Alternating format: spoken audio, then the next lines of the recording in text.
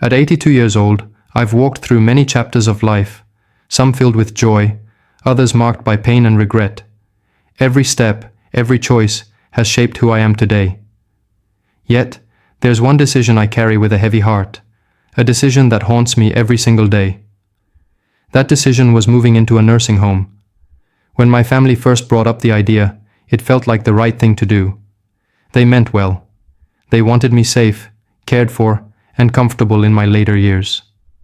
After a few falls around the house, one minor stumble in the kitchen that terrified my daughter, it seemed like the responsible choice.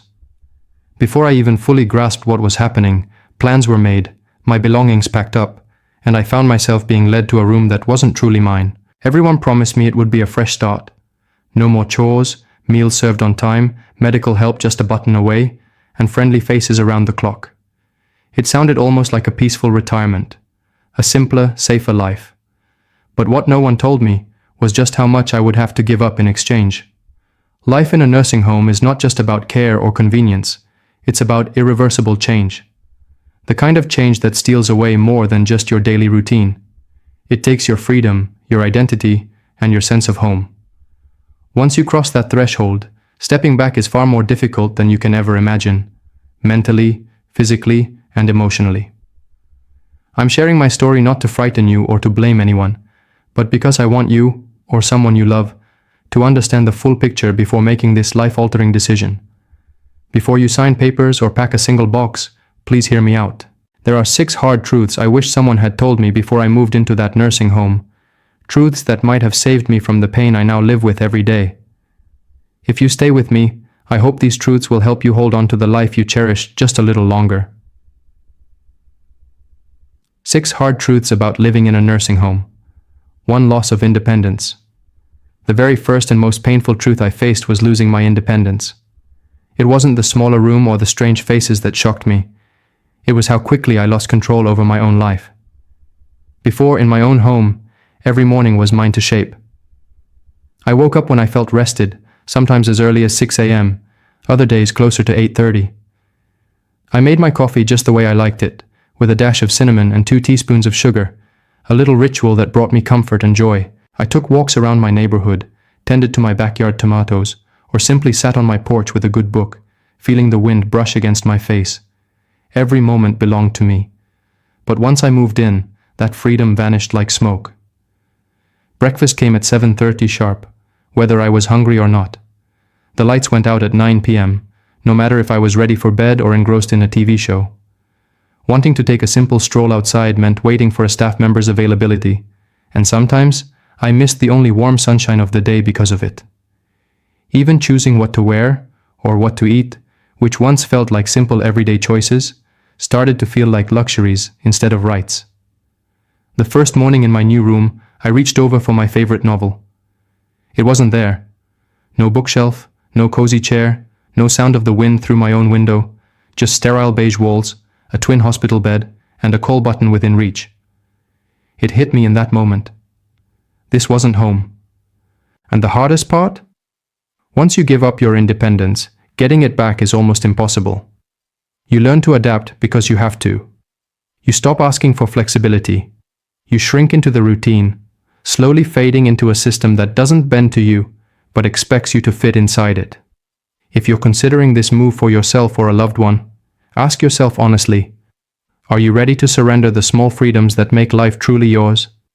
Because once they're gone, you may miss them more than you ever imagined. 2. Feeling forgotten. One of the most painful realities I faced after moving into the nursing home wasn't what happened inside those walls. It was what stopped happening outside them.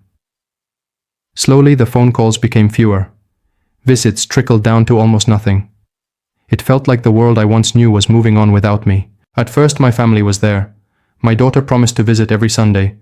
My grandchildren would come by, bringing cookies and stories from school, filling the room with the kind of energy only young people can bring. For a few weeks, I felt connected, like I was still part of their lives. But life has a way of pulling people away. Days got busier. Visits turned into phone calls. Phone calls turned into silence. I understood that they weren't doing it on purpose, but understanding didn't make the loneliness any easier to bear. The holidays were especially hard. Promises of Thanksgiving dinners and quick Christmas morning visits often fell through. Travel delays, bad weather, or last-minute plans, excuses that became the new normal. I found myself sitting alone in the common room, eyes glued to the door, hoping the next person who walked in was there for me. Most of the time they weren't. It's not that they stopped loving me. It's just that once you're no longer part of their everyday life, it's easy to be forgotten. Out of sight truly becomes out of mind. I remember one evening, sitting on my bed with the phone in my hand, thinking about calling my son. But I hesitated. I didn't want to bother him or seem needy. So, I set the phone down, turned off the light, and stared at the ceiling. That quiet, lonely moment stretched on longer than I cared to admit. If you're thinking about moving into a nursing home, ask yourself, are you ready for the possibility of loneliness, even when you're surrounded by people? Because no bingo night or hallway chat can replace the warmth of someone who visits not out of obligation, but out of love. 3. Losing my sense of purpose. Before I moved into the nursing home, I thought I was simply changing my address. What I didn't realize was that I was also giving up the very things that gave my days meaning and purpose. At home, even the smallest tasks made me feel useful. Watering the plants each morning, brewing my coffee just the way I liked it, sweeping the porch, checking the mail. These might seem like chores to some, but for me, they were the rhythms that gave my life structure. They gave me a reason to get up in the morning, to feel that I was contributing, that I still mattered. But in the nursing home, all of that disappeared. Meals arrived on trays, laundry was done by staff, and the little responsibilities I once held so dear were taken away. At first it felt like a relief, no more grocery shopping or washing dishes. But soon, the days began to blur together, each one feeling the same as the last. I wasn't the only one feeling this way. My neighbor George was a carpenter all his life. Even at 84, his hands were steady and his mind sharp. At home, he spent hours in his garage building shelves, birdhouses, toys for his great-grandchildren. Here, there were no tools, no wood, no projects to keep his hands busy or his spirit alive. One day, he looked at me with a sadness I recognized immediately. He said, "I don't know what to do with myself anymore." And in that moment, I understood completely. When you lose the things that give your life meaning, you start to see yourself less as a person and more as a patient, someone to be cared for, not someone who cares.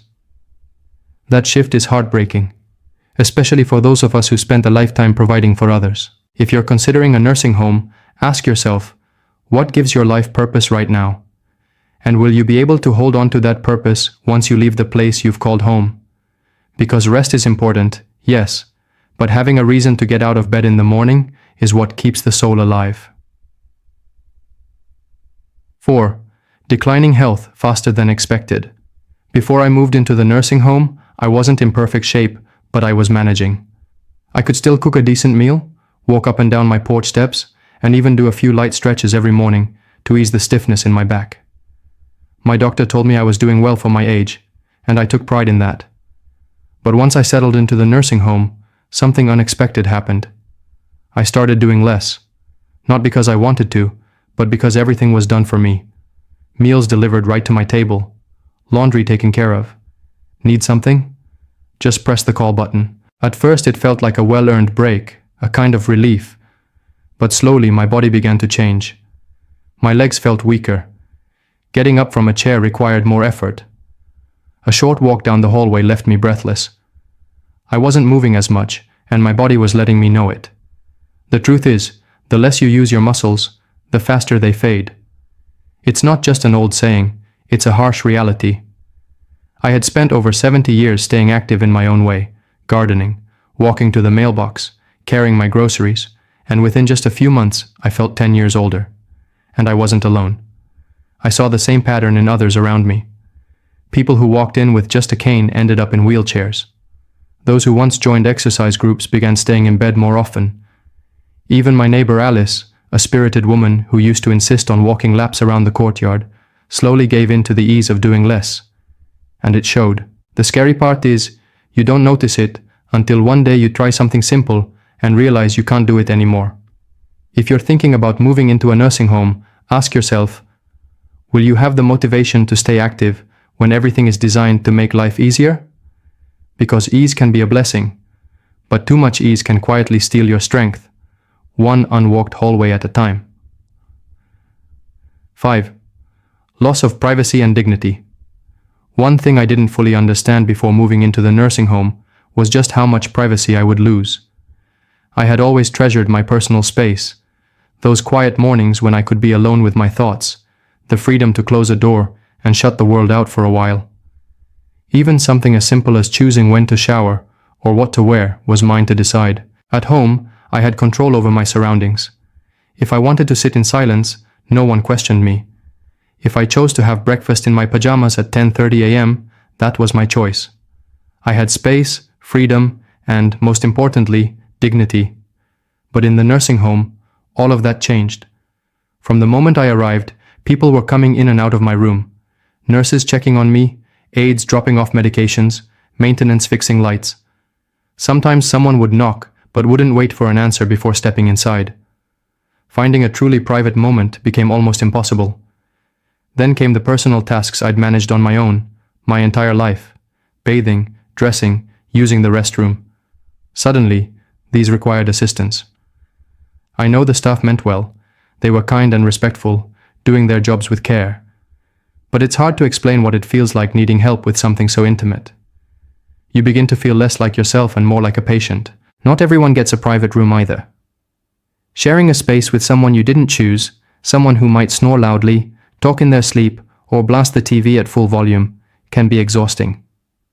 I was fortunate to have a polite roommate, but I heard stories from others who weren't so lucky. Little by little, you accept these losses. You adjust. But with every bit of privacy gone, a piece of your dignity slips away. If you're considering a nursing home, ask yourself, are you prepared to give up the quiet freedoms that come with having your own space? Because once that door starts swinging open without your say, it's more than just your privacy you'll miss. It's the simple feeling of being in charge of your own life. 6. Harder to leave than you think. When I first moved into the nursing home, I told myself it was just temporary, a trial run. I thought I'd give it a couple of months, see how it went, and if I didn't like it, I could always go back home. But I had no idea how difficult leaving would actually be. On paper, leaving sounds simple. Pack your bags, say goodbye, and walk out the door. But the reality is much more complicated. It's not just about physically moving. It's about whether your body, your finances, and your support system can handle it. While I was settling into my new room, my house wasn't waiting for me. My children started sorting through my things, selling furniture, and giving away kitchen items they assumed I no longer needed. One even mentioned renting the place out just in case.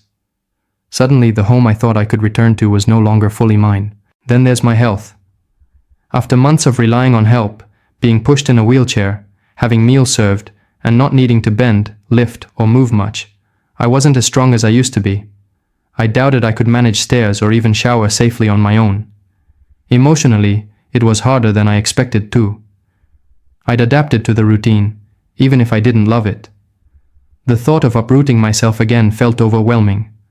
I met others with the same experience, people who came in thinking it was temporary, only to find their homes had been sold, their savings spent on care, and the idea of going back just wasn't an option anymore.